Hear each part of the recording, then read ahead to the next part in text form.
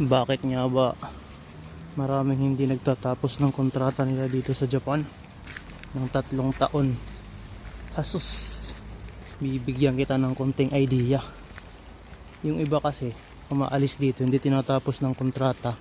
Ito ay base lang sa aking experience at sa mga aking mga nakakasama dito sa trabaho ko. Yung iba kasi na-hire na sila papuntang ibang bansa, kaya umuwi na lang sila. Umuwi sa Pinas para mag-process. Kinukuha sila ng pamilya nila sa ibang bansa din. Kaya siguro mas magandang oportunidad dun kaysa dito.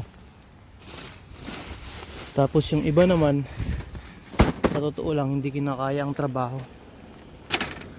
kaya din sila umuwi at hindi nila tinatapos ang kontrata. Oo nga, ang Japan maganda nga. Maganda ang Japan sa bakasyon. Maganda rin ang Japan sa klima, malinis. Sa kanilang rules, maganda. Kahit nga gabi maglalakad ka, safety ka naman sa pagbabike. Maganda talaga kasi may daanan ka ng bike.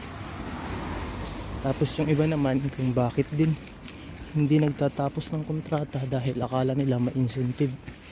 Kasi nga nakukomparison nila lalo pag nag-ibang bansa na sila.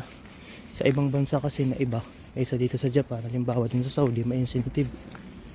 Tapos akala nila pagdating nila dito may incentive, yung pala'y wala. Tapos yun nga, kinakapos nga sa sahod nila, kaya umuwi din sila, hindi nagtatapos ng kontrata.